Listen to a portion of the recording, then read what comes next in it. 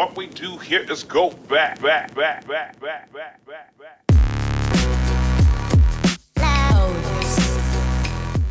Hi, and welcome to Chapter 34, Age of Anxiety for Traditions and Encounters. This is Mr. Toyama. Let's go ahead and get started. Again, Mr. Toyama's AP World class. You got to read your chapter before and after. Cornell notes, due on the assigned date. Make sure you prepare your other work. It'll be at the end. And questions or concerns, make sure you write them down or have them ready for the next day on your Cornell notes. Let's do this. Decades between the two world wars were neither peaceful nor prosperous. These were anxious, uncertain years. People were very lost. Old certainties were shaken, and the liberal ideas of the Enlightenment lost their potency. After 1929, a global depression, known as the Great Depression, intensified the social and political unrest. A new extreme ideologies gained momentum, very radical ideas. These common elements of this age of anxiety included the following. First off, disillusionment. The harsh realities of trench warfare shattered the illusions of many young intellectuals. Those young men that were in those trenches, they're going to come back beaten up, bruised, broken, internally and externally. The culture of the 1920s was characterized by this uncertainty and experimentation. Old truths in science, art, and religion were actually challenged. Nothing seemed certain anymore. There was no more truth. Political extremism. The momentum of the 19th century had been toward democracy and the greater inclusion of the poor, minorities, and finally women into the political process. In desperate times, many found democracy too inefficient and sought simple solutions in charismatic dictators. When things got hard, they ran to people who said they could get things done. Extreme nationalism. The Paris peace settlements both aroused and disappointed nationalist hopes, especially in Italy, Japan, and Germany. Nationalists in these countries were frustrated at being denied territory considered rightly theirs. These frustrations were channeled into militaristic parties, the fascists and the Nazis. There was a communist alternative that was being proposed, however. The world watched in horror and fascination as the communist experiment unfolded in the Soviet Union. In spite of appalling losses through the Civil War, forced collectivization, and political purges, the Soviet Union appeared to deliver a basic living to all citizens, that egalitarian communalism. With capitalist nations slumped in depression, this was an intriguing alternative. Communism was violently attacked in Italy and Germany. So first up, we have post-war pessimism. One of the big ideas that happens right after World War I is this idea penned by Gertrude Stein, a writer known as the Lost Generation. She said, "You are all the lost generation." This disillusionment after World War I came from all different corners of the earth. If you think about art, science, religion, there are some truths that make a painting beautiful, or especially in science. Science is the discovery of ultimate truth, and religion is supposed to be the epitome of truth. Religion, there must be some higher order. This religion was our access to God and who he was and how we were to make him happy, and religion offered answers and solace to many people, but they're going to lose all their power right after World War I. There's pessimism over this idea of human progress. We had gone through many stages through human history. We've looked at all the way back from the Roman and Greek empires, where they talked about democracy and the republic, the rights of the individual, the power of the state, and how those things need to be checked in balance with natural law, right? Then we get to the Renaissance and the Reformation, where they talk about religion and going back to what is ultimate truth. And then we get to the Renaissance, where they start to talk about looking at those old-time Greek and Roman examples and trying to make our world more and more like those original points. That's where we get Leonardo da Vinci and all the great thinkers of the Renaissance who are trying to take art and science and literature and make all these things better. Then we get to the Enlightenment, the epitome of science and how truth can be revealed through natural laws and understanding how those things work. Well, by the time we get to World War I, we have the birth of liberalism, the idea that human progress is possible if we can only apply some of the scientific principles we've learned about, and we can only apply some of the truths that we understand, then the world can be a better place. And it looked like it was going to work all the way up until World War I. By the time World War I breaks out, people are very excited. There's a sense of nationalism. Remember the four main causes of World War I? People thought this was great. We don't need to worry about war because we have the alliance system. We don't need to worry about war because of the military. We have such a strong military. We don't need to worry about war because of nationalism. And we don't need to worry about war because of all the things that we have built up and protected ourselves with, and that was why we should be happy. When these young men ran off to World War I and sat in those trenches and watched their friends die and had snipers hit them right in the head, like boom, we realized that maybe everything we know is a lie. Maybe everything that people have told us isn't true. And by the time World War I is over, many intellectuals around the world are actually questioning absolute truth. Is there even truth? Is there things we can know for certain? And many of the things that we're going to look at in a couple minutes are actually going to show, no, there is no truth. There's a man named Spengler. He writes this book called The Decline of the West. The basic premise of his book is basically that we are on a trajectory as civilization and as a human race that is going towards destruction. The more we build and the more we think we're getting better, actually we're getting worse. Things are not going to work out the way we want them to, and in reality, the West, which is most of Europe and Americas, like the Judeo-Christian model, the Romans, and the Greco-Roman world, that's all going to fall apart. We're going to realize that those things aren't what save us. Those aren't the things that are going to make us better, and in reality, they're the things that are going to destroy us. There's this radical revolution in physics. First up, we have Albert Einstein. He creates this theory of special relativity, E equals mc squared. Now, many of you have seen this on posters or on little cartoonish ideas about the classroom. You know, you see E equals mc squared and 2 plus 2 is 4. Well, this is an accepted fact. But Einstein's biggest contribution is not that he created this new scientific fact, but his argument was that neither time nor space are absolute values, that they vary with the observer. Your physical observing of something actually changes how you understand something. The distance between us and stars is obviously relative to how far away we are on the Earth, but light actually travels, and that where it travels and how fast it travels are all relative ideas. So there is no truth in even how we observe things. This was radical. Think about science and all we've learned. These were things we could rest on. These were things that we could believe in. And now Einstein is saying, we can't even trust science. Well, then we get to Heisenberg with his uncertainty principle.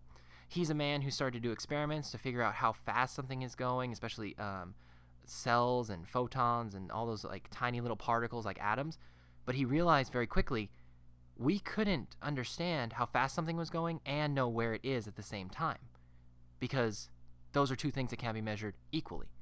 So since we can't even measure cells and atoms, things that should be uncontrovertible, unassailable, well, then we realize maybe even science doesn't have truth. Maybe nothing has truth. These concepts are going to extend to humanities and social sciences, such as art. There's a picture of Werner Heisenberg, and he's going to basically say that we don't know anything. We then have this revolution in psychology. Sigmund Freud, he talks about the life of the subconscious mind, that basically our brains, our logic, our reason, all the things that the Greeks and Romans held up as beautiful and amazing because it will all never steer us wrong, our hearts, our emotion, those are things that can lead us astray. But in reality, we make irrational decisions. We make things that don't make any sense. There's a reason why we want to put our hand on the stove when we're little kids, even we know it's going to burn us. So why do we do these things? And Freud starts to explore what it means to look at the mind and look at what we understand as truth. And Freud says that even though we know things are logical and reasonable, sometimes we do the opposite. He especially harps on sexual desires. He talks about like the Oedipus complex and how basically all boys or all young men just want to find women that are like their mothers. And if you think about how weird that sounds, that Freud is saying that we don't necessarily want the most beautiful woman. We don't want a woman who fits out on these like charts that check off all the boxes. We want our mommies. And that's weird. And I think that Freud's biggest contribution is that our fears sometimes can be linked to things that don't make any sense. We know that the little brown spider that's in our house probably won't grow to a giant size and eat us. But still, some of us are afraid of it. Some people are afraid of nails on a chalkboard, even though we know it has nothing, it won't hurt us. It's just noise, right? But people have these irrational fears built into their brains and they don't know why. Freud talks about how your dreams can be a pathway into understanding your unconscious, the part of you that you don't even know you have, that you look at and you try and like figure out, and that our dreams tell us certain things. Like for example, when they talk about your teeth falling out of your head, some interpretation of dreams that Freud talked about was that that's anxiety, that we're really stressed out and worried, and that's something we can't control. I oftentimes have this like dream where I'm driving my car and I know I'm about to run into something and I keep hitting the brake and it won't work. And it freaks me out and I kind of jolt out of bed, you know? Freud also had people lay down on their backs and talk out things with free association, allowing people to just explore their unconscious through natural discussion of their minds. Well, he's going to take this out and apply it to mythology, religion, literature, art, and he's going to say that mythology, like the Greeks and Romans talked about, all those things are basically us trying to explain a story about why not things happen in science, for example. Why does the moon go around the earth or whatever? But in reality, he's going to say that mythology is about us trying to understand our unconscious desires. The story of Oedipus, where he kills his father and falls in love with his mother, is really what we all want to do. Now, nobody really believes Freud anymore, and nobody really follows him. There's no true Freudians anymore. But he was the first person to really say that even our brains and our logic can be flawed and messed up. Here's some of Freud's big ideas. You can see this iceberg on the right. And he talked about three things: the id, the superego, and the ego. There are thoughts and perceptions that are at the top level. Those are the things that we naturally think, like, oh, I want to go get a cheeseburger. Or, ooh, she's pretty. But then we have some like lower level stuff, the preconscious. We have stored knowledge, that recalled moment, the time when you have those memories, those smells that bring back things, like you smell your grandma's like cooking and you kind of go back to that time when you were like 6, right? But then we also have this unconscious level. These are things that we have to keep down. We have to crush down underneath us. These shameful experiences, the selfish needs, violent motives. That's like when we are talking to somebody and for whatever reason we just want to reach out and punch them in the face. Those are those unconscious things that we're not really aware of, but we don't know why we want to do those things, but we shouldn't do them and we know we need to keep them down. So if you look at the id, it's our survival instinct. It's those things that just kind of fight or flight. Why do we do what we do? The superego is our morality. We know we shouldn't steal, and that is our superego telling us it is wrong to steal, so don't take that cookie. And then the ego is our everyday life. Those are the things that just kind of we want to look at and do and the way we think about things. Now, there's experimentation in art. Now, the new invention of photography makes paintings and drawings irrelevant. Why do we need to take art, this subjective medium, and talk about it or use it in a way that replicates real life? That makes no sense. We have photography. If you want to see what something was like, take a picture. Think about it. You take selfies all the time. You look like that, right? Minus the filters, obviously. But photography makes the idea of painting the things that are irrelevant. So trying to find objective truth through your paintings, like you guys probably drawn people. I usually draw stick figures because I suck at drawing. But if you look at it and you say, why should we draw something like that looks like something? Why don't we draw something creative, imaginative? And so art becomes creation, not reproduction. Why should we make these things that are looking exactly like the thing? Like, so for example, if you think about some of the art we've looked at in the past, why should we draw trees that look like trees? Why should we draw lakes that look like lakes? Why not draw them all crazy and make them look all weird?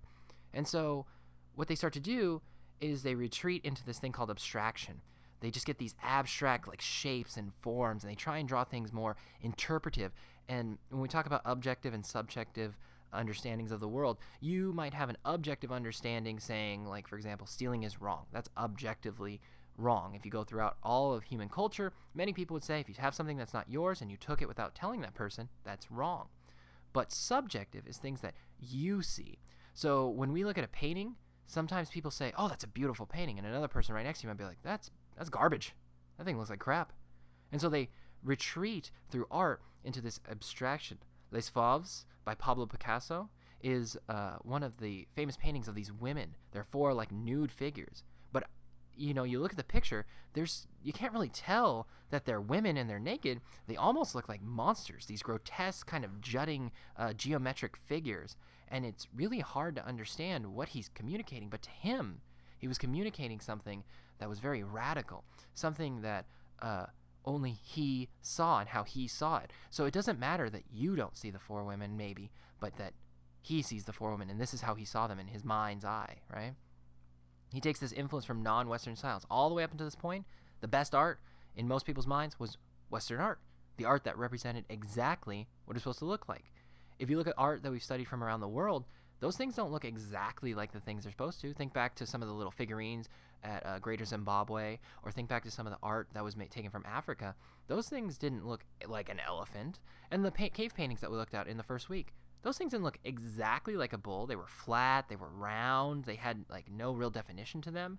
But then Pablo Picasso looks at it and says, exactly, that's what I'm looking for. So he takes African masks, the African masks we looked at a little while ago, and he uses them to portray multiple dimensions. In a picture that's two-dimensional with height and width, you can't really get depth, and you can't really see around the picture. So he uses the idea of African masks to actually give a kind of rounding effect that you can see the whole of somebody's face without having to really look into the picture. Here's a picture of Femme Albras Cruz. It's a painting by Pablo Picasso in 1902 during his blue period. Used lots of blue. Subject of the painting is unknown, but she may be an inmate of the Saint Leger Hospital prison in Paris. She was probably a mental patient. And that's kind of shocking. Think about it. In the past, artists are always looking for that realistic feel. This woman looks like a woman in a straitjacket. She probably was very calm, sedated because they drugged her up. And now she's sitting there and Pablo Picasso lined her up against the wall and used a bunch of blue. Well, she looks a lot like a woman, but that's not what we've been talking about this little bit. It looks more like this is what we're trying to get at. Dora Maar, All Shot, is a 1941 painting by Pablo Picasso, and it depicts Dora Maar, the painter's lover, seated on a chair with a small cat perched on her shoulders. This is one of the most expensive paintings in the world. If you look at the painting, if that's your lover, you got some problems. Her nose is funny. Her eyes are all shaky and weird and off. I don't think I've ever seen a person that looks like that, except for like maybe from the Goonies, like Gronk, right? And this is a trip, right? But Pablo Picasso is not trying to communicate absolute beauty. He's also not trying to communicate absolute objectivism. He's trying to communicate a new way of subjective interpretation of art. Next up is The Three Musicians. This is the title of two different paintings by Pablo Picasso. But if you look really hard, at first it's just a bunch of geometric shapes that look kind of weird. But if you look close enough, you see men with beards. You see like a guy that looks like a wizard. You see a guy with a guitar. You see a flute. And all those things come together in your mind and shape out, showing this kind of like erratic, crazy looking picture that you can still understand as three musicians, but is not an objective understanding. It's not a real painting of what those three musicians probably look like. We probably will never know what those three musicians actually look like. But Pablo Picasso captured the essence within this painting. There's also experimentation in architecture. The Brauhaus. It was originally designed to basically use some of the newest technologies, the newest points of architecture of its day. And the director, Walter Gropius, actually was arguing that the form should follow the function, that the way we shape buildings should make sense. Think about some of the buildings that are like colonials, or think about some of the buildings that we've seen in the past. They have an ornate design. Think about the Gothic cathedrals of Europe. Most of those things are just for like show and looks. And Walter Gropius was actually saying, why? Why are we adding all this like extra fluff when in reality all we're doing is putting people inside of there so they can pray, for example, in the cathedrals? Well, this is going to be a radical change. That don't add all this stuff. Make square buildings with square rooms, with square windows, because those are easy and people use them and square is good. We don't need to add all these radical weird things. So it's lifeless, but it's efficient. So it's not got a lot of art and beauty to it, but in some people's minds they say, hey, that doesn't matter. We're just trying to get through stuff. We got stuff to do, right? Then they build skyscrapers. These amazing glass boxes. You've seen them all over the place. And the reason they're so amazing is this international style, which is loved by business and government. If you need buildings, why are you going to build little tiny buildings with ornate design right next to each other that can be miles long and far away? Build tall buildings, one floor on top of the other. And with the use of steel, now you're able to build them taller and bigger and wider, and you're able to shoot them up into the sky. You get really cool views, and you get this beautiful reaching out into the sky, almost like we're conquering into the sky, right? We've already conquered all land. Let's conquer up. And it's loved by businesses because let's say you have a business that has 2,000 people. Well, you're not going to buy enough like small huts and factory land to put all these people. You're going to build up. You're going to put them on different floors. Accounting's on floor 18, and the boss sits at the top. All those good things. They're all locked together, and it makes things simple, streamlined, efficient. Now, there's European origins in the Great Depression. If we think back to how World War I ended with the Paris Peace Conference, everybody in the world blames Germany. Even though an Austrian got shot by a Serbian, we know that Germany started World War I, right? So Austria and Germany borrow this money that they owe, billions and billions of dollars in today's money, to pay the war debts for France and England. But where are they going to get this money? They borrow it from the U.S. And the U.S. is more than happy to hand over the money. Hey, you owe the money. Here's some money. Why don't you go do it? Well, in the U.S., many people see this borrowing of money from Germany as almost like a blank check. Since Germany's holding the bill, let's just take out loans on that money because Germany will give us back that money eventually. So not that big a deal. Many people start buying up more stuff. They live it up. This is the start of like the jazz age. Think about Great Gatsby, right? He's living it up. Prohibition has come around, and yet people have tons of money just floating around to buy cars and to buy goods, and they're partying. And when they come home from war especially, they're willing to live fast and die young. I sat in a trench for 4 years, say some of them, and I saw my friends die. I saw the best people right next to me blown up in seconds, and yet I'm here. So maybe there's no point to life, and if there's no point to life, then we might as well get drunk, be happy, and live for today. Famous saying from that time is to burn the candle at both ends. Why live till you're like 80? If you live fast and die young, you'll leave a beautiful corpse, right?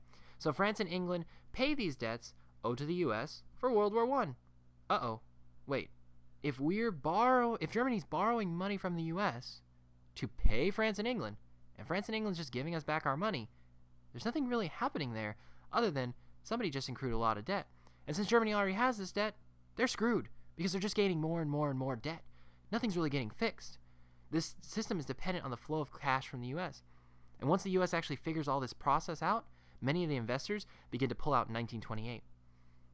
Well, there's new technologies in the Great Depression. Single export countries are devastated by declines due to new technology. Think back to colonization of Africa. Many colonies of Africa had their entire economy shifted over to one crop. And when you do that, for example, rubber in Nigeria, you're going to see that the rubber plant system, once they figure out how to actually reclaim rubber or melt rubber back down and reuse it a bunch of times, is going to destroy the need for new rubber trees. And in the Dutch East Indies, Malaysia, and Ceylon, you're going to see a bunch of people basically losing their jobs overnight. And while it might not hurt the British, because now they can say, oh, well, didn't work, let's go home, the Africans and the Dutch East Indies and Malaysia and Ceylon, all those countries, they're going to have huge problems because now their people have been growing this good that's worthless. They don't have any food, and the British have left, or at least are pulling back support.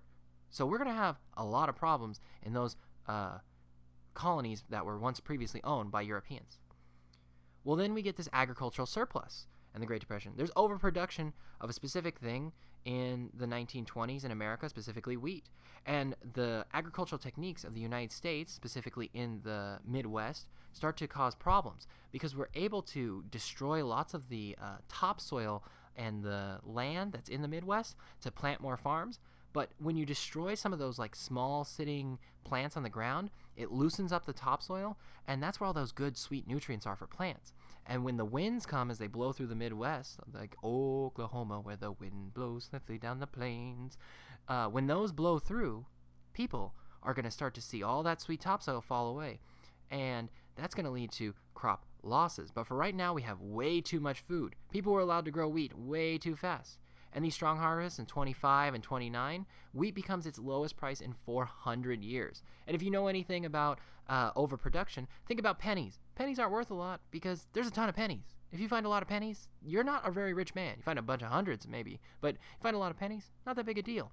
So when wheat is super cheap, farm income drops. People can't sell wheat at what they thought it was because remember, you plant wheat in the spring, or fall, in the fall, and then you get it in the spring. And when you harvest it, you were thinking, oh, sweet, I'm going to sell this for X amount of dollars a bag, and I'm going to make tons of money. But when you realize everybody's been doing that, now you have to compete. And in an open market, you're going to have a lot of hard time trying to get across that you want to get paid a very high price for something that anybody can make and everybody has. Well, there's less demand for manufactured goods. So people aren't really buying a lot of made things, right? Like, there's not a lot of market for people to buy all this stuff. And since farm income has dropped, people don't need to buy as much stuff, like tractors, for example. So they have inventory surplus. If you owned a factory that made tractors and nobody's buying tractors, you're not going to make a lot of money.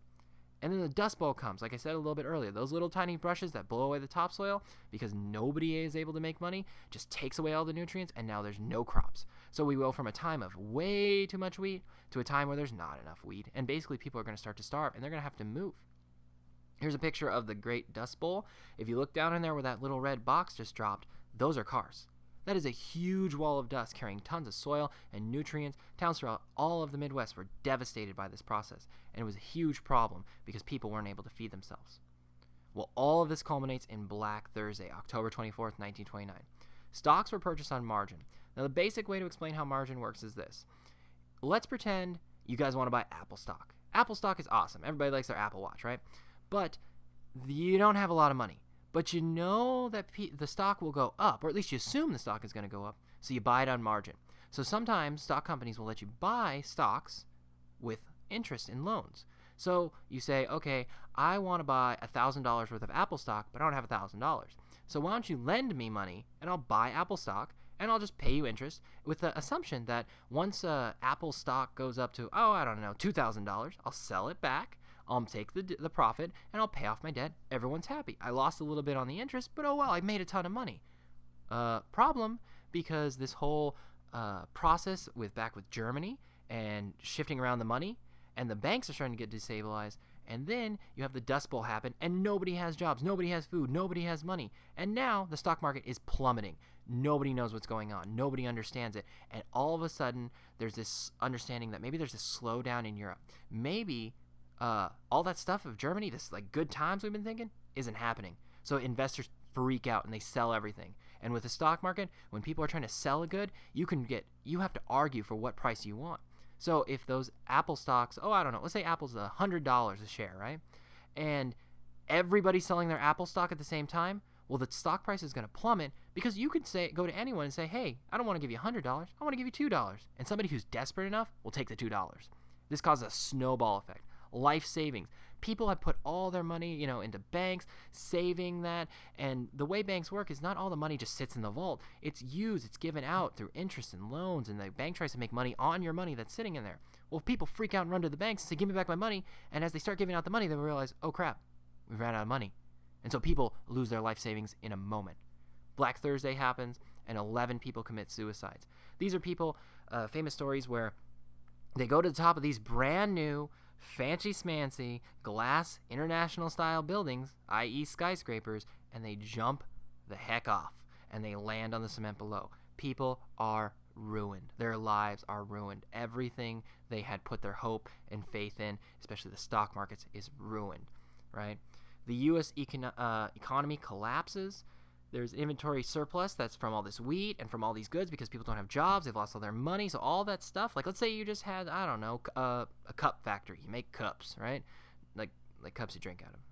Yeah, cups you drink out of. So you have all these cups, and people are supposed to buy your cups. So you make a bunch of cups, and you say, hey, I'm going to sell all these cups, but then nobody has any jobs, so you can't sell your cups. What are you going to do? Well, you're going to go bankrupt because you just spent all that money, and you got to pay your workers, and then you got to lay off some of your people.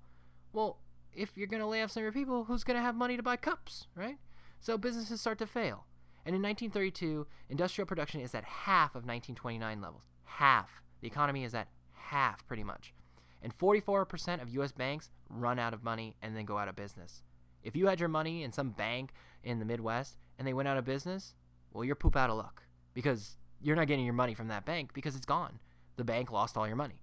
And these deposits disappear. So even if you had thousands of dollars in the bank, it's not there anymore because it's disappeared. The world economy collapses. The hardest hits are the countries dependent on export of manufacturers' goods for essentials. Japan is one of them. They're trying to give out steel and some of those other things that people need around the world, and they're pretty much single exports. They're in trouble, and Japan's going to start to see like, hey, the world let us down. We need to start retracting. Every time Japan is trying to go out on the world stage, they've gotten screwed.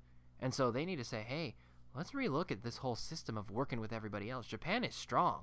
Japan is awesome. At least that's what the nationalists are saying in Japan. We don't need the rest of the world. What we need to do is look inside. We need to look back to the old school days of the samurai and the daimyo. And we need to say, hey, we don't need the world. We need to just rely on ourselves. And that's going to lead to some big problems in World War II. Single export countries like South America having huge problems. Sugar's going down. They don't have any jobs. Nothing that they could buy.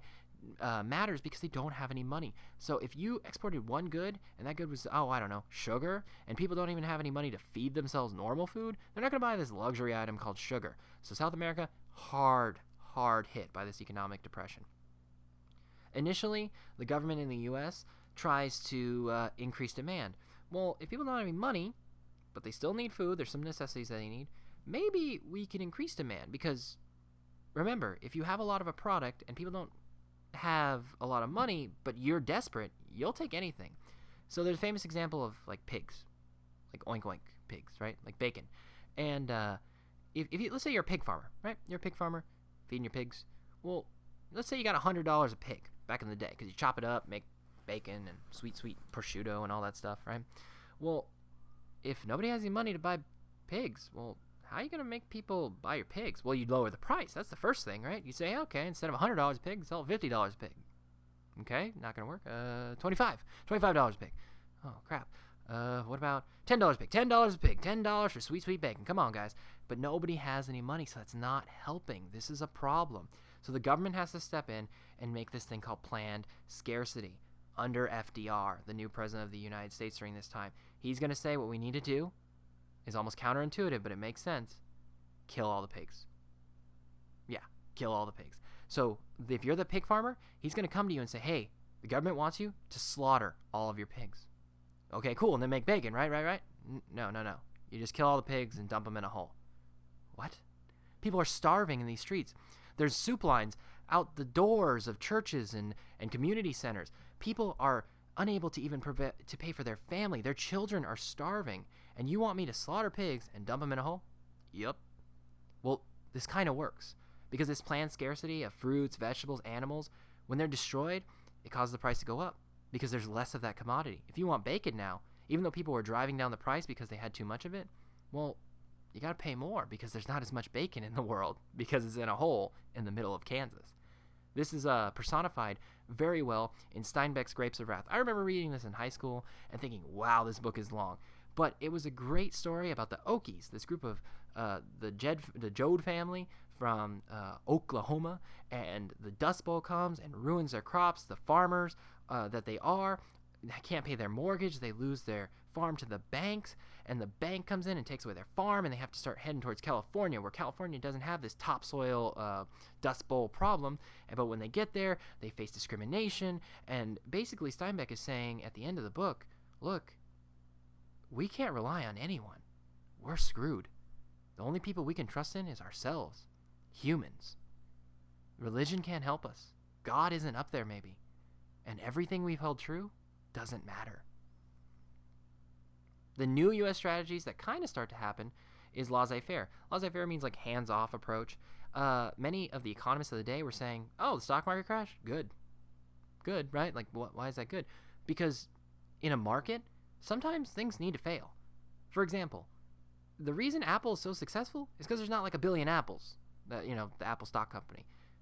If there was like a million companies that worked really well, then we wouldn't really notice Apple. But Apple had to take over and dominate some of the market, and by doing that, they're going to become an awesome company making lots of money and new innovations. So laissez-faire says, well, if people screwed up, let it screw up. It's almost better that we just leave it alone. It's like when you have a scab, right? And your mom or your dad or whoever used to tell you, don't touch it, don't pick at it. Because if you pick at it, it only makes things worse. That's how they kind of treated the stock market. If you just pick at it and you keep trying to turn the dial one way or another to overcorrect or adjust, it's not going to work. And this planned scarcity approach actually fails. It starts off pretty well, but then it fails. All that burying pigs in the middle of Kansas isn't going to work. Then you get this guy, John Maynard Keynes. He's an economist. He argues that we need to stimulate the economy by lowering interest rates. Let's say you had a great idea. You want to, make a new farm, grow some new crops, right? Stuff that people haven't had before. Well, how are you going to do that? You got to borrow some money. Well, you're not going to borrow money if you can't make any money. So the interest rates at the time were really, really high. And if you're going to borrow money and you're going to borrow it at a very high rate of interest and you're not going to make any money, you're not going to do it. So he argues that what we need to do is bring those interest rates down. So every time you borrow money, it's going to be kind of low. So that way you have a chance to actually make a profit, which means it'll help you. This was designed to encourage investment. If you're an investor, let's say you're an entrepreneur, and you want to borrow money to help your friend start a business, well, you're not going to do it again if it takes a lot of interest. But if it's a low amount of interest, you're going to then borrow that money. It's also going to allow you to, employ people. Let's say you owned a factory and you had to fire all those people. But now you're ready to ramp back up production because you want to make money. Capitalism is a great motivator for people to do stuff. And if you don't have the money, then you got to borrow the money. But if you're borrowing the money at a high interest rate, you're not going to make any profit, so why do it? Why take all that risk when you could screw it up? But if you lower the interest rate, you can employ people. Employment leads to jobs. Jobs leads to money. Money leads to people buying stuff. And that leads to people not having to kill pigs and bury them in Kansas. This is part of the New Deal by Franklin Roosevelt. You'll study this more in U.S. history, but the New Deal was a radical program by Franklin Roosevelt to try and change the way we looked at the country. He encouraged spending from the government to try and give people jobs. Like the Hoover Dam in Nevada, the one that powers all of Las Vegas and its blinky lights, that was actually built by the Works Progress Administration. This basic government organization that came in and said, hey, you don't have a job? Come work for the government, build a big old dam, and then we'll give you a job and pay you, and then you can go and buy some stuff. Hopefully spend it in Vegas and lose it all. No, if you take all that money, you can feed your family, people don't die. New Deal is a controversial topic because some people say it worked, some people didn't, but the one thing everybody agrees on is that World War II spending. When we actually enter World War II as the U.S., that ramp up to create boats and tanks and planes and ships, all those things, that actually is what gets us out of the Depression because we have real value. If we win the war, we're going to get some stuff. And by getting that stuff, all these boats are worth it. So people are investing, taking all that money and spending it. So that World War II spending is actually going to get us out of debt. Here's FDR in the middle. You can see him pictured sitting there. One of the most ironic things is he couldn't walk. A man strong, powerful as him, someone who led the economy, actually got us through World War II, dies a little bit after World War II, or after World War II is ended in Europe, specifically VE Day, Victory in Europe Day. He couldn't walk. He had polio when he was a kid. So every time you see these pictures, he's either usually sitting down or he's standing in one place. This was a great ruse or trick that was done by the media of the U.S. to try and convince the people that he was like a normal guy. Many people for a long time did not know, even up until after his death, that he was in a wheelchair. He was wheelchair bound for most of his life. They had these special braces they put along his knees. Like, have you ever seen Forrest Gump? They had those, but they were locked into place that kept him standing. Then comes the Bolshevik Revolution. October or November 1970, depending on what calendar you're looking at, the Russian one or ours, and the Soviets take over. These are the communists. They are led pretty much by a guy named Lenin. We looked at Lenin a little bit last time, and there's a civil war that breaks out. The communists are the ones that are arguing that we need to do all that Marx stuff. Remember Marxism? That we need to move to the dictatorship of the proletariat. We need all these people that are peasants and working in the fields to recognize that the man is keeping them down. The Tsar, he doesn't care about you. The Tsar doesn't really think about you. All he's there is to do is exploit you and take your stuff. So what you need to do is help us overthrow the government. And when we overthrow the government, we're going to make everything fair. We're going to take all that land that all the landowners have, and we're going to give it to you because your sweat is the one that actually makes all those foods. And if you side with us, we're going to make everything equal. You're going to get health care. You're going to get no taxes. We're going to get rid of money. Everything is going to be awesome. And people are going to have food, and it's not going to be a stress. And we're going to get to this thing called utopia, a world where everything is perfect. Well, this starts the Red Terror campaign. Basically, the communists run around and scare the crap out of everyone. They execute the Tsar, and they actually kill his whole family. They drag him out back, shoot him, and then throw him on a pile of burning coals, and they burn their bodies. And then some of the supporters of the Tsar start to fight back. These are known as the White Army. They're defeated by the Red Army in 1920, and the communists officially take over in 1920, led by Lenin. Well, there's war communism between 1918 and 1922. This is rapid collectivization. Lenin sits down and says, hey, remember all those things we promised? What we need to do is take all the land. The government now owns all the land. So that would suck if you owned a farm, but it would be really cool if you were a peasant that worked on the farm. Because now what he's saying is we're all going to work together for the betterment of Mother Russia. And so by taking all these lands, he's going to make it into big farms. And a part of Marxism is basically that the government is the best motivator and dictator and decider of what should be grown. So we have X amount of people. We need X amount of grain to feed X amount of people. And if we divide it evenly, then that makes sense, right? And on paper, it makes a lot of sense. I like Marxism on paper. It works like really, really well. It's like a simple math problem, right?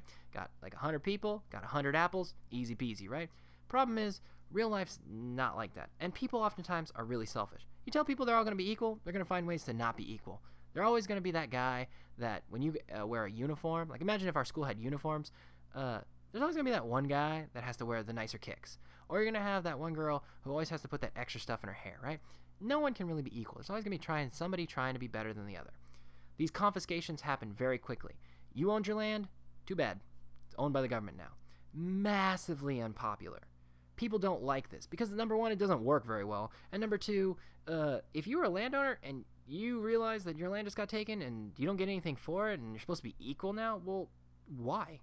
You worked hard for that land. You got all that money and you saved up and you bought your farm and you had the people and you paid them or whatever, and now they're saying that it's not fair? What if you were one of those farmers that owned all the land and was fair to your people? So what then?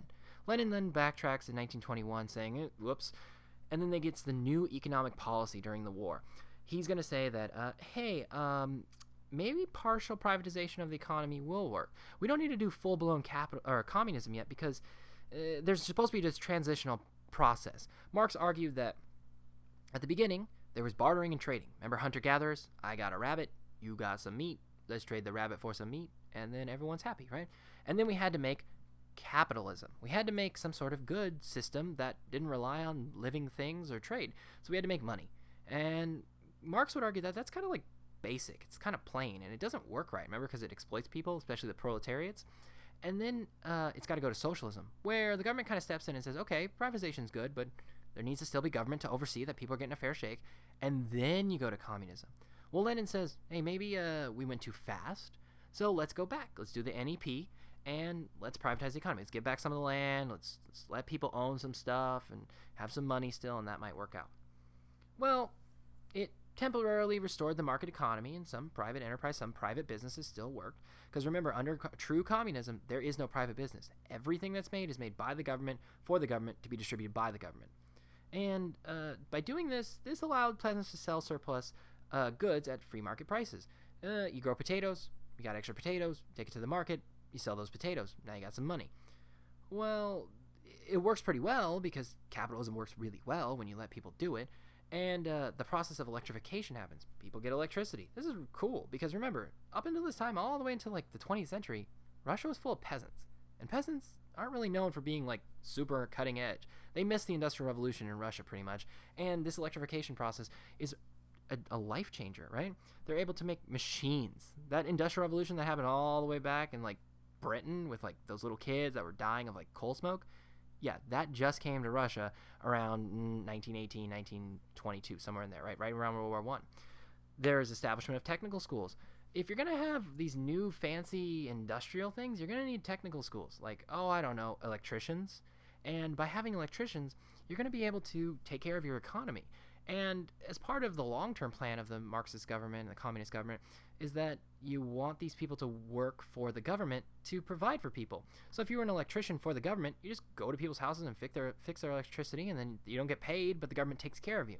So the establishment of technical schools opens up a whole new world for those people who are originally peasants, who knew nothing for generations about how to do anything except for put the potato in the ground, and then the potato makes more potatoes, right? So you got that, and then they go to technical schools. Wow, here's how like electricity works, and volts and amps. I don't know. I'm not an electrician, but you get the whole idea. Well, Lenin is going to die of strokes, basically, in 1924. Lenin, the great hero of the revolution, put up in this propaganda picture as being a strong man, bald, bearded, awesome dude standing in front of the flag, protecting the Russian people. Well, then he's going to look like this. This picture is a couple days before he dies. Crazy-eyed Lenin, can't speak, a man who is known for his words of power, his words of passion, sitting in a wheelchair, kind of screwed. Well, there's a bitter power struggle among the Bolshevik leaders that come right after that, and basically Lenin had kind of decided who he wanted. He wanted a guy he really liked called Trotsky. And Trotsky kind of agreed with Lenin. We need to go slow. This Marxism thing is hard, and we were idealistic, and we wanted it to work, and it would have been awesome. Like, let's try it out, but let's go slow. Well, that doesn't work. because this guy shows up. Joseph Stalin. Joseph Stalin wins in this battle of the Bolsheviks, and he is the new head honcho. He's Georgian. His mother's influence leads him to go to a Russian Orthodox seminary in education. So originally he was going to be a priest. It's going to be real weird when we look at him a little more. And Stalin triumphs over the party rivals. Stalin actually means man of steel in Russian. So like kind of a weird like thing if you think about like Superman. But yeah, Stalin's basically argument is that socialism is in one country. Remember, Marx actually argued that communism was such a cool idea and such a radical idea that once people like figured it out and got smart enough, everyone would want Marxism because Marx is awesome. And Stalin says, screw that. We're not going to do that. What we're going to do instead, socialism, one country. We're going to make sure Russia becomes socialist, and then we'll go to communist, and then we'll work on that international thing. In reality, Stalin probably didn't care that much about communism and like these big ideas that all these student like leaders had. What he really wanted was just to be in charge. He becomes basically a dictator, and he leads the Soviet Union by 1928. He first starts off, as most communist countries do, with 5-year plans. If you're a good Marxist, you gotta have a plan. They believed that government could do anything. All they had to do was give them the power, the time, the ability, and the planning. If you set down people and you tell them, you're gonna do this, you're gonna do that, and then everything's gonna be awesome, think about your small groups that you have sometimes in classes. You sit down and you brainstorm and you plan. You assign people what they're supposed to do, but then what happens? Everybody comes back, and nobody's done their job. Well, it doesn't work very well in a country if you assign everybody a job, and then they come back and they said, oops, no potatoes. Like, that would be bad, right? So what you have to do is shoot them. Yeah, shoot them. Like, you have to kill people for being very bad. There's this thing called the Gauss Plan. It's the massive collectivization of agriculture, and it works okay. It's going back to that Lenin model of trying to get all the land together, and he actually assigns it to these kulaks that basically are overseers. And some people like the kulaks, some people don't like the kulaks, but they were pretty harsh. They didn't work out very well. And Stalin halts this collectivization process in 1931, yet, as a good communist and a good dictator will do, he'll claim its success. Basically, Stalin never did anything wrong if you ask Stalin. Stalin starts to have some problems. He does this thing called the Great Purge. Later on in Stalin's life, he starts to get a little kooky, and he starts to believe that everybody's out to kill him, out to get him. He has this thing called the Congress of Victors, the Congress of Victims. There's an intra-party civil war. Famous stories of Stalin go that he would give a speech, and when he would finish the speech, people would stand up and applaud. I mean, lose their minds, like turned up. People are like excited that Stalin is there, and you would be clapping. This could last for hours. Hours and hours of clapping. That is insane. Now, people would pass out from this process, and Stalin would maybe accept that. That might have been okay. Famous story of these people are clapping. Hour goes by, man sits down. That guy's dead the next day. Nobody ever hears from him again, right? This is a cleansing. Stalin wants to make sure that people are absolutely loyal to him, that nobody is going to challenge him. And if anybody thinks about disrespecting him or crossing him, they got another thing coming. It's called the cleansing, where Stalin removes all persons of suspected opposition. If you even started to say, hey, Stalin, you know this collectivization thing? I don't think it's working. Well, thanks for your input, and, leans over his shoulder. Next day, you're not there. Nobody asks where you went because they all get it. Don't ask Stalin questions about his plan. He kills about 2/3 of his Central Committee. Central Committee in Marxism is basically this big group of like advisors and government people. Because remember, Marxism isn't supposed to have like true leaders. It's supposed to have like groups of people that like lead from the people. And 2/3 of them just slowly disappear. And half of the army's high-ranking officers, gone. They're often sent to labor camps in Siberia. Siberia is this really cold place, northeast Russia. And it's hard. It's hard out there in them woods.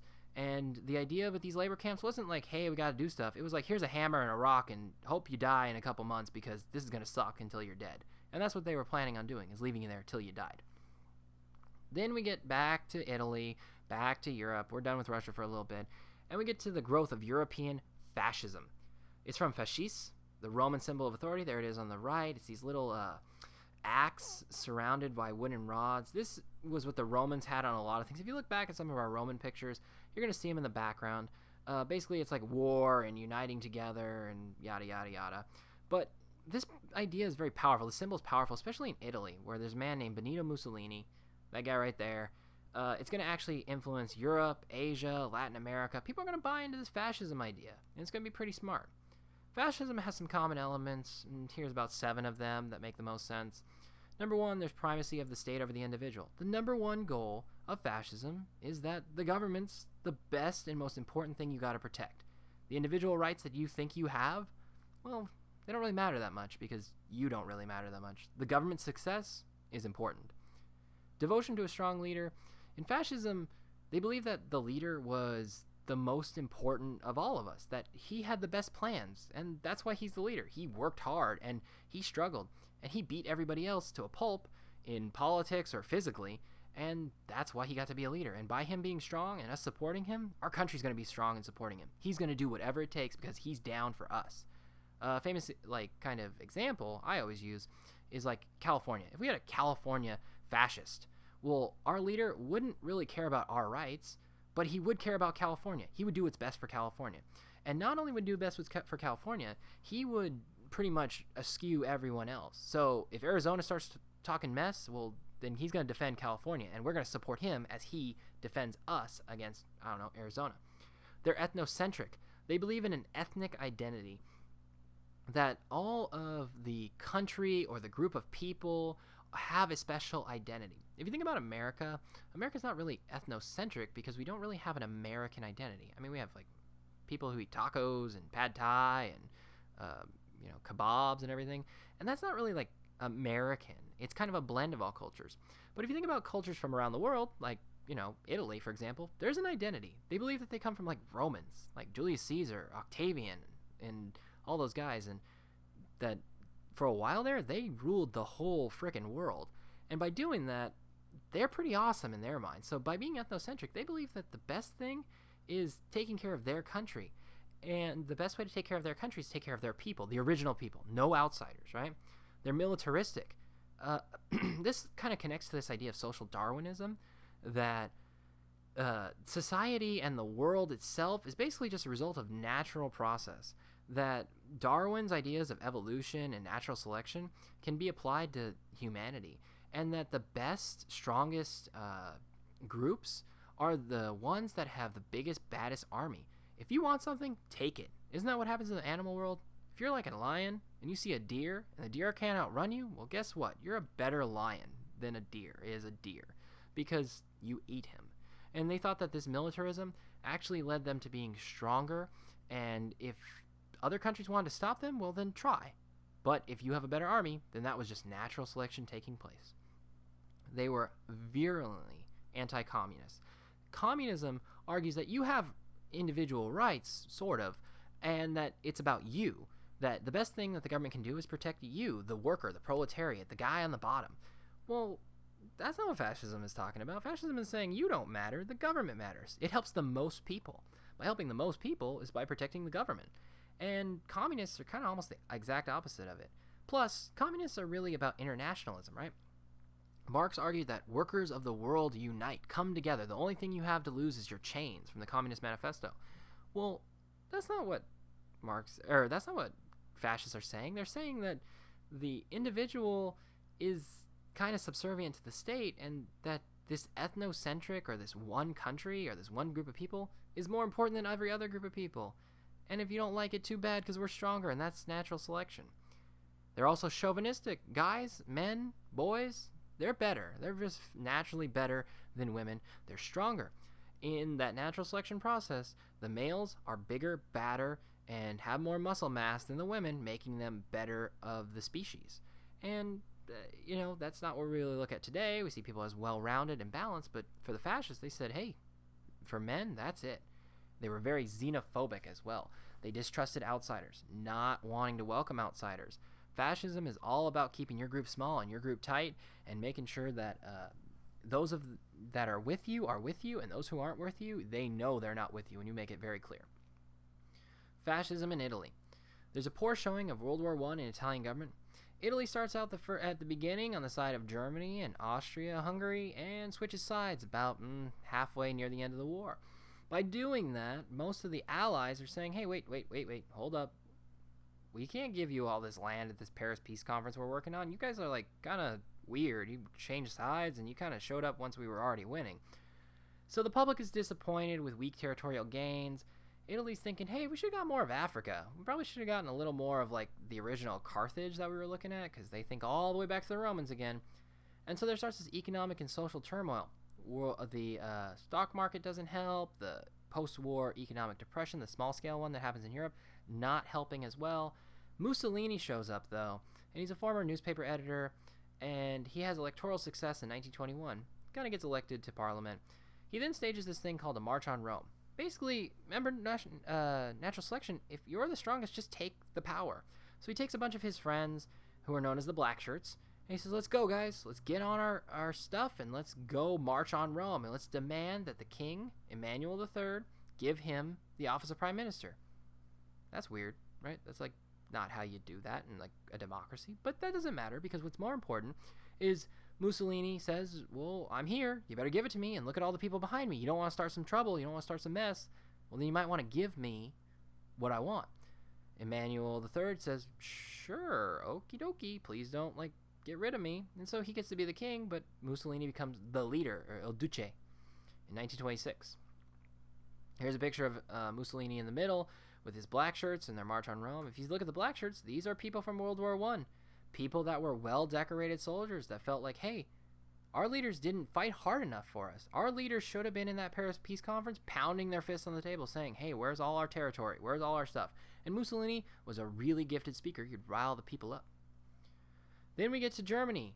Adolf Hitler and the Nazi Party. In 1921, Hitler becomes the chairman of the National Socialist German Workers' Party, or the Nazis for short. After returning home from war, Hitler was corporal in the German army. He thought that Germany had gotten screwed in the Paris Peace Conference. Think back to who got blamed for this war. It was the Germans. And since the Germans got blamed for this war, they're the ones who take on the debt. And that starts that whole snowball effect we talked about earlier, but Hitler's not too happy about that. Hitler's going to pick up on this idea of backstabbing, that the politicians stabbed all the Germans in the back. That at the time when the war ended, the 11th day of the 11th hour of the 11th month of 1918, Germany didn't really lose any land. There weren't any troops from any other country in original German territory. Germany was actually pretty close to Paris. And yet they lost.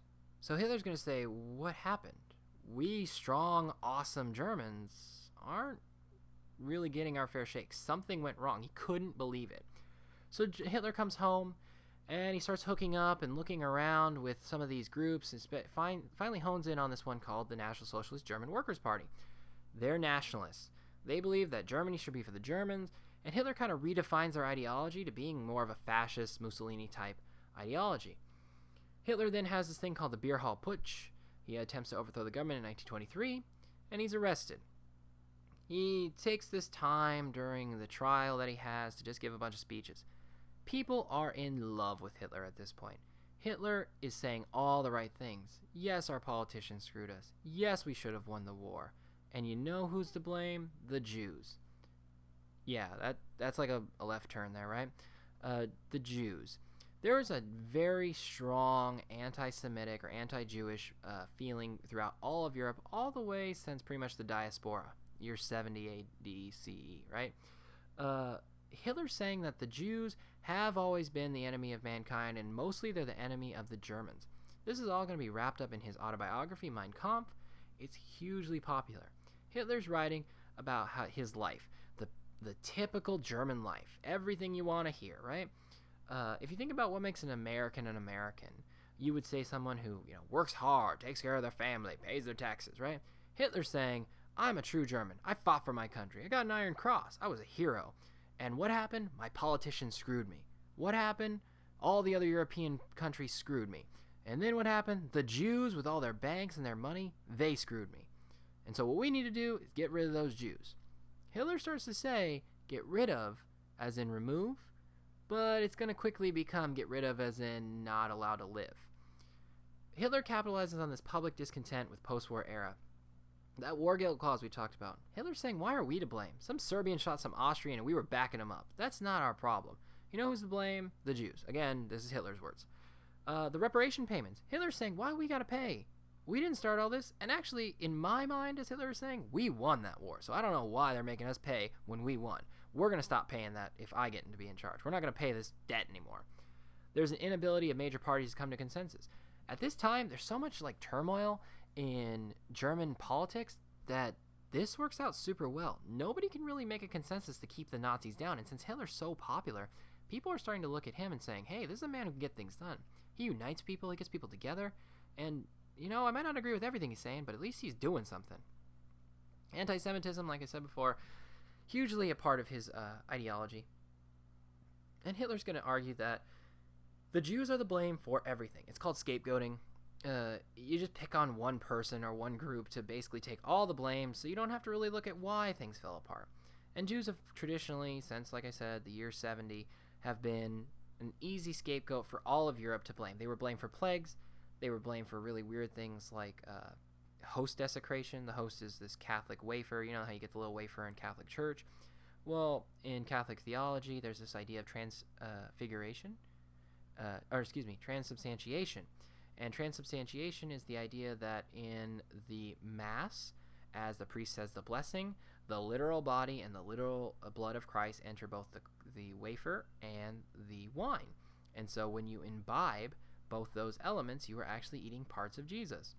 Well, Jews were blamed for stealing the host after the blessing and stabbing it and making it bleed, and thus like hurting Jesus even more. This is just bananas to us today, but it's how racism works. Racism isn't something that has to make sense logically. It just has to make sense to people who believe it. Here are some famous pictures of Hitler. On the left-hand side, we see Hitler dressed as a crusader, a man wearing a bright red cross as the Crusaders did when they went to liberate Jerusalem. This is disturbing, to say the least, because Hitler is personified as a Christian warrior, a man who will protect Christian Germany. Think about Martin Luther.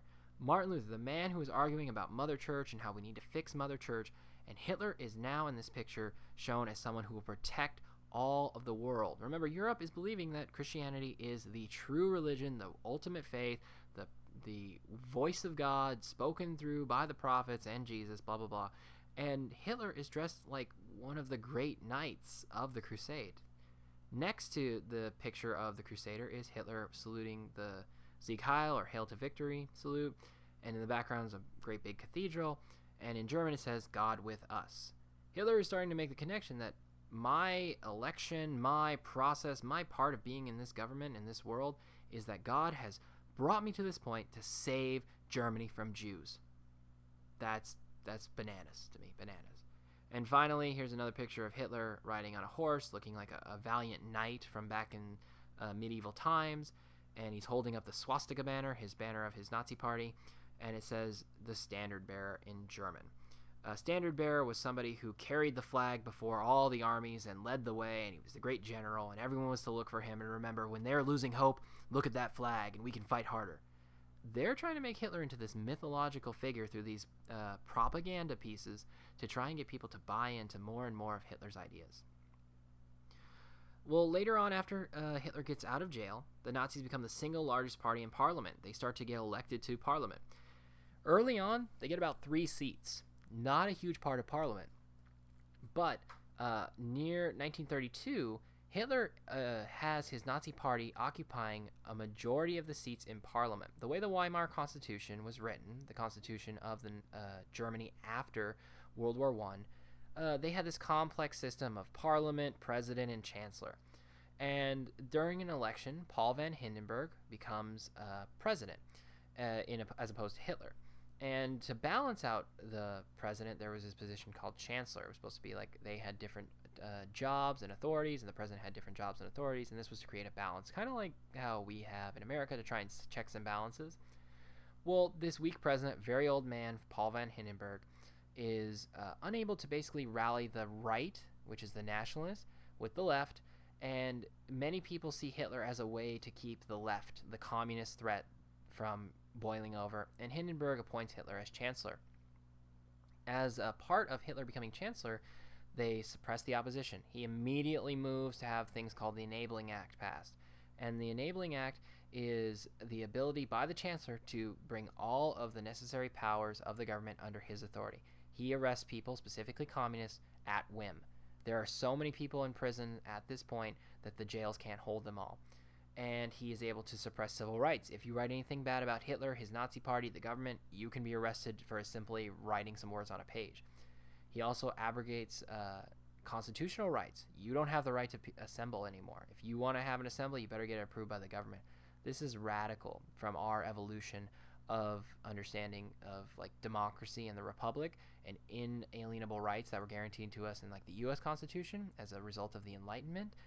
Hitler is saying that all that old tradition, all those old things we looked at, they have no water. They don't hold water anymore. They don't have any truth. The only truth is power. The only truth is getting things done. And the only truth of getting things done is being able to crush your enemies, grind their bones into the dust, as he says.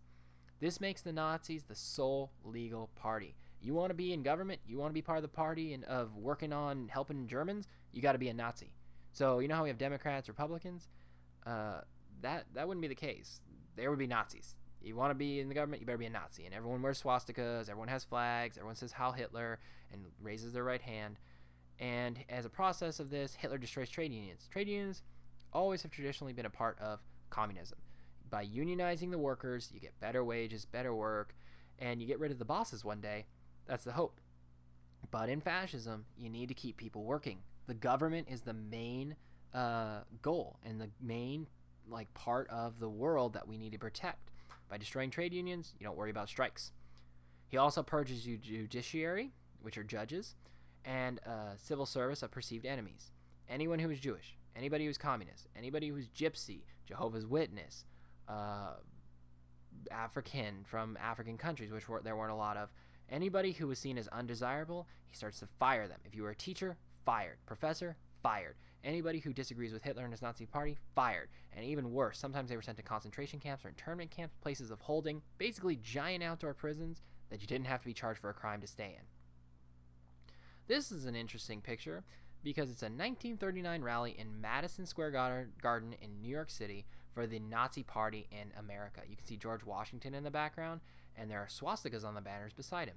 Nazism and fascism for a very long time between the wars was actually seen as a good thing. In America, we like people who are very strong leaders. George Washington, very strong leader, led our country, made it awesome, defeated the British, and they were looking to Hitler as being a reincarnation of that. Not in the literal Buddhist sense, but at least kind of channeling that thing. They didn't really understand it very well, but they liked the idea of militarism. They liked the idea of making America right again. They liked the idea that we can make our country strong and we probably shouldn't mess around with other people. And so one of the largest rallies of Nazis in the history of the U.S. happened in Madison Square Garden, New York of all cities. But, I digress. All right, next up we have April 13th, 1936, the cover of Time magazine. Yeah, this is a real photo from Time magazine. You can see on the cover no one other than Adolf Hitler. Many people, like I said before, saw Hitler as the progress of the world. Hitler is the kind of person that is personifying a lot of the ideas that are floating around. Social Darwinism, the idea that society and the human race in general is an animal, and as an animal, they are subject to the laws of nature, and the laws of nature dictate that stronger animals get stronger, weaker animals die off and eventually disappear. And Hitler was kind of showing that through his politics, through his life. He took power. He basically made people do what he wanted to do. Many of our books and many of our TV shows show Hitler as kind of this crazy lunatic. He wasn't really a crazy lunatic as much as he was charming. People saw Hitler as being really kind of the person who made sense when he stood there and said, "Give me the power. You give me the power, I'll make things happen, and things will get done."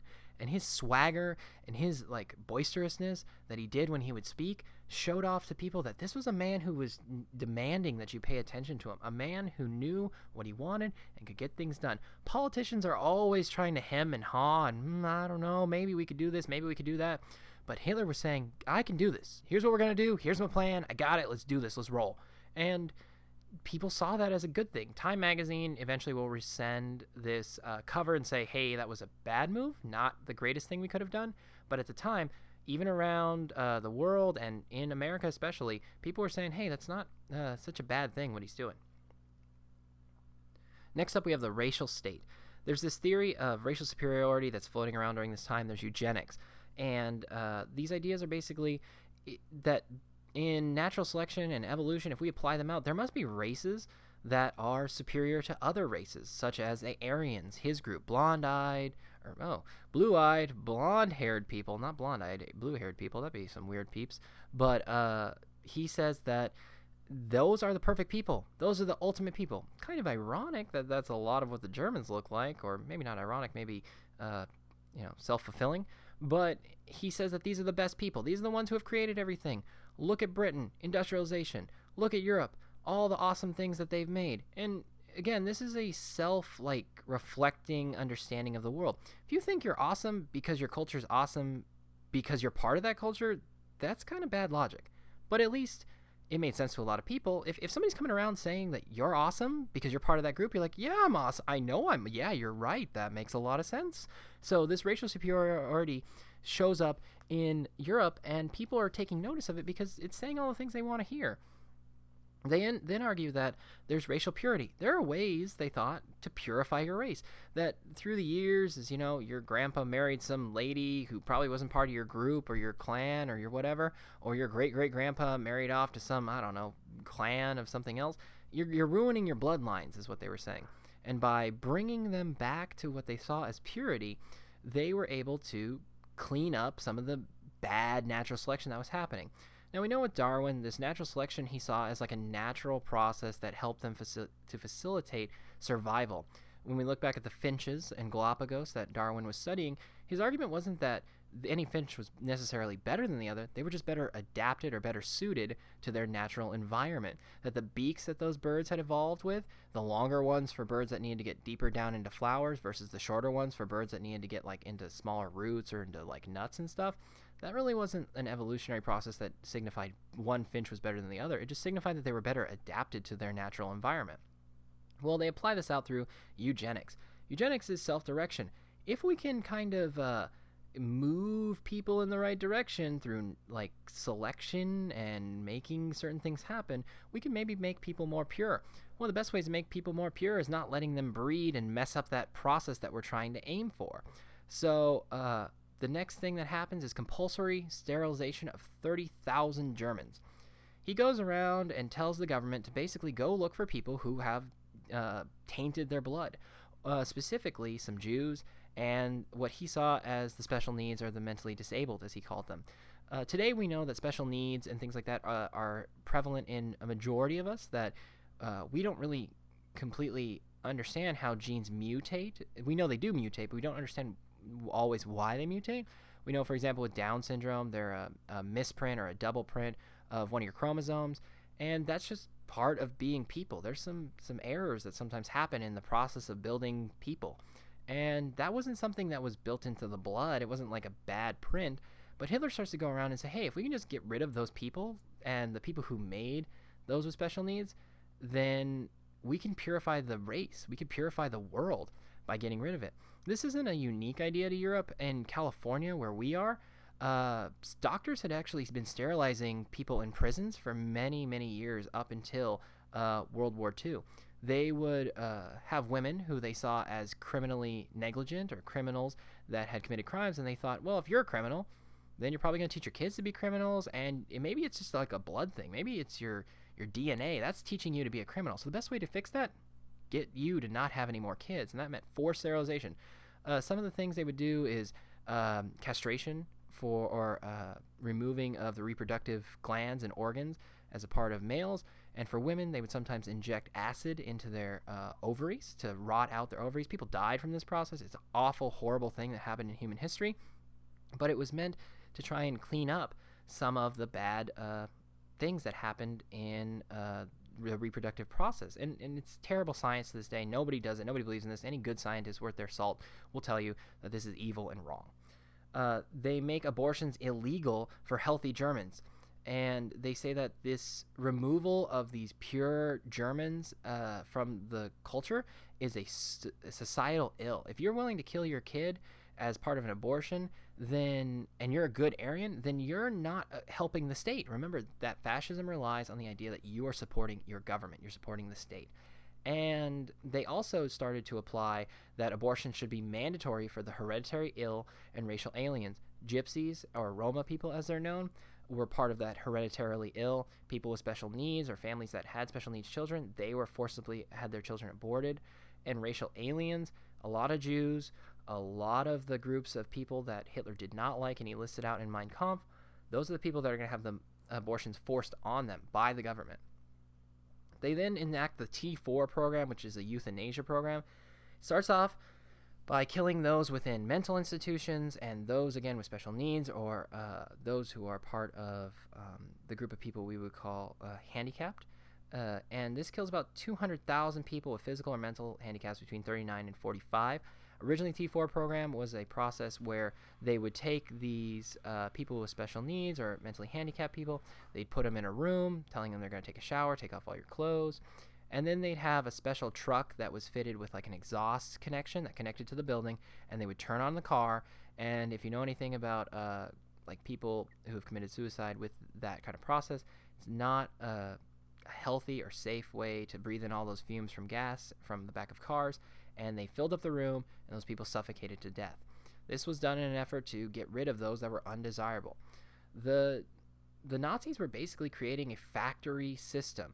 They'd taken everything they learned about the Industrial Revolution and made a process to purify. If you think about how you create steel, for example, you take iron, you put it in a furnace, you beat the crap out of it until it's nice and hard, then you put it back in, and then you do it over and over again until you have steel. Well, they thought that by getting rid of the bad parts of their society, eventually they could have a pure society, a society of like steel, right? It's a precursor, this process, to the massacre of Jews, which we would call the Holocaust or the Shoah. And gypsies are part of that, Jehovah's Witnesses, like I said before, communists, anybody who was living in Germany that wasn't part of Germany, the German race, as they would call it. And this was a horrible time in human history because the government actively tried to kill people that they did not want. If there are social ills in our society, many times we try to make programs, try to find ways to fix things, think about prison populations. This was not the case. They just thought the simplest solution was get rid of them. Now, anti-Semitism is an influence of 19th century racism, 1800s.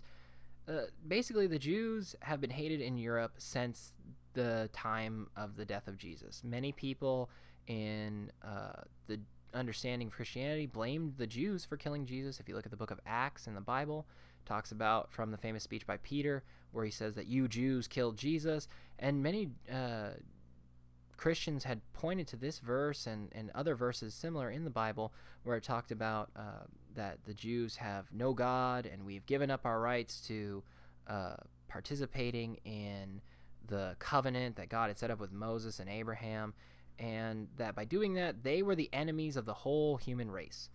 And this anti-Semitism had been a huge problem in Europe. This had led to large-scale pogroms, which are just massive countrywide or even citywide riots where they would go down to the Jewish sections of cities and burn them to the ground, beat people up, kill them, hang them, all over perceived things like Jews were blamed for well poisoning. So if your well went bad, as wells often did in medieval Europe, you kill a Jew, you dump them down the well, and you dig a new well because obviously they did it, right? Like, that's just terrible racism that we understand today.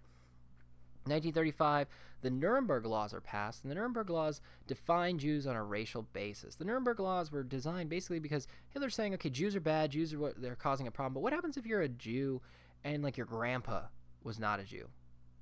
Or, like, your parents weren't Jew, like, your dad wouldn't be a Jew because your grandpa wasn't a Jew, but your grandma was a Jew? So how does that all work out? So they have these different levels. They call them degrees. So they have like first degree Mischling, second degree Mischling. They have all these degrees of Jews who fall under the category of being Jewish. But if you had good Aryan parents all the way back to your grandparents and far enough back, then you're pure enough and you didn't have to have problems. So the Nuremberg Laws actually legally defines who is Jewish and who is not Jewish. And this is going to become one of the legal bases for doing what the Nazis do.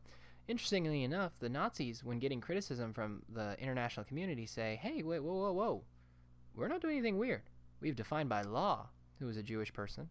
And if you look really close at America, then you guys can look at your Jim Crow laws in the South after the Civil War, and we're doing pretty much the same thing. A lot of the codes that we're taking, we're just turning them to be German and applying them to Jews. They have things in U.S. law all the way back in the Jim Crow South where it talked about mulattoes and quadroons and different groups of people who had been mixed race with African Americans, and they were saying, hey, you don't give them rights, you deprive them of certain goods and services, and that's totally fine with you, America, so you don't get to sit on your high horse and say to us that what we're doing with the Jews is wrong. Gonna become a little bit of a problem when we study the Jim Crow South in U.S. history, but we'll get there when we get there.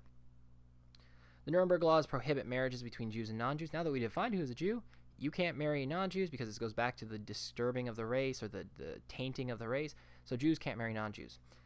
They also have removal of Jews from civil service in schools. There are many famous Jewish professors who had been tenured, which means they were safe in their jobs, they were allowed to teach, and they had been run out. Jewish children from that time talk about how they were brought to they were sitting in the front of the class, for example, and they were told, you have to move to the back because this is for only Aryan children, and all you do is take up room, and so you get to stand out. And eventually they kick all those kids out of the schools, and they are teaching the kids that racism is okay. It's a part of their school. Civil service, if you had like a nice normal job, like you worked in the government, well, you got fired. They also liquidate Jewish-owned businesses or purchased by non-Jews. If you were a Jewish-owned business, sometimes they would have the SA, which is Hitler's group of bodyguards or small army that was part of the Nazi Party. They would go around and just bash up businesses, or if you tried to go into a Jewish business, they'd say, no, you can't go in here. This is a Jewish business, and so you need to turn around. And if you try to, they might even beat you up. And this becomes a part of the Nuremberg laws because they want to try and disenfranchise or destroy the Jewish community. If you don't have any money, you don't have a lot of like sway in the community. And this will all culminate in Kristallnacht, or the Night of Broken Glass. It's a major countrywide pogrom on the Jews over the night of November 9th all the way into the morning of November 10th, 1938. Jewish synagogues are burned. People are dragged from their homes and beaten to death. People are basically attacking Jews full scale, and police officers and the SA and the Nazi people that are in the government at the time just let this all happen and watch. And many of the Nazi officers writing in their diaries or ledgers later on, we found, say, well, you know, that's what they get for being Jewish, and that's very, very terrible way to run a country. So here we are at the end. We made it. When you finish studying this chapter, you should be able to do the following. Explain and discuss the main currents of post-war pessimistic culture. Think back to Gertrude Stein. Why is she calling this the lost generation? Why are these people so just upset? What's going on in art, architecture, literature, religion? Why do people not believe in all this stuff anymore? Then talk about the understand and explain the connections between new discoveries in physics and psychology and their cultural impact. Think about Einstein, Heisenberg. Think about psychology with Sigmund Freud. Why is this changing culture? Because those are three things that people don't really look to when they think about how they live their daily lives, but why did that change? Next, identify the origin and significance of forms of 20th century artistic and architectural expression. What's Picasso doing? Why is he painting the way he's doing? What's going on with some of the architecture, those tall buildings? Why are those so cool to people, and why are those like really interesting? Explain the origins, course, and global consequences of the Great Depression. The Great Depression pops up, and people don't really know how to react to it. What happens in the U.S.? What happens in Germany? What happens in Italy? What happens in Japan and all those former colonies, or at least colonies at the time? And why are people reacting the way they are? Compare and contrast the varied forms of governmental reactions to the global depression. How did the government in the U.S. react? How did the governments of Germany, Japan, and Italy react? Those are some very specific answers we can have right there. Next, explain and discuss the development of communism in Russia. Who's Lenin? When did Lenin show up? Why did he show up? What's his big ideas? What's the NEP? What is all of Lenin's process going to do, and how's that going to change Russia? Next, identify key features of fascist Italy's political and social structure. Why is fascism taking root in Italy first? What does fascist even mean? Where does it come from? Why? What are some of the characteristics? I know there's 7 of them that were back in that video we just finished. And finally, explain the rise of National Socialism in Germany. Hitler shows up. Why does he show up? How does he show up? What are some of the factors that led to him showing up and being a part of the government and eventually becoming a leader of all of Germany? Here's your writing assignment. Again, write a short response, 5 to 8 sentences to the following questions. Use some examples from the textbook. Be ready to discuss them. Number 1, explain how new discoveries in physics and psychology undermined earlier ideas about reality and knowledge. Truth is non-existent. Why were these new ideas so unsettling? Well, when you hear that sentence, there is no such thing as truth. That's kind of upsetting. Why? How were these ideas represented in Western art between the wars? Look at the art, look at the books, look at your textbook. There's a lot of examples in there. Describe and analyze the experience of the Great Depression between the industrial nations and the primary producing nations. So think back to Africa and the colonies and some of those Southeast Asian countries, and look at the industrial nations like England and America. What parts of the world were most affected and what parts were least affected? If you're an industrialized country, I'm just going to go out on a limb and say you were probably not really that affected because you have some other stuff going for you. If you're a non-industrialized country being used as a colony or as a resource for larger countries, you're going to have some problems. Finally, what would be the economic explanation for this difference? And then for number 3, compare the economic strategies embedded in Lenin's war communism, his new economic policy, and Stalin's 5-year plan. The first 2 apply to Lenin, last one, Stalin. What were the aims of each program, and which one was most effective? Yeah, none of them, but you can at least see that they kind of worked for what they were aiming for. As always, it's time to reread. Go back to your textbook, finish your answers. I thank you for joining us on the Age of Anxiety. Go ahead and study. Be ready for your test. I'll see you tomorrow. Thanks. Bye. What we do here is go back.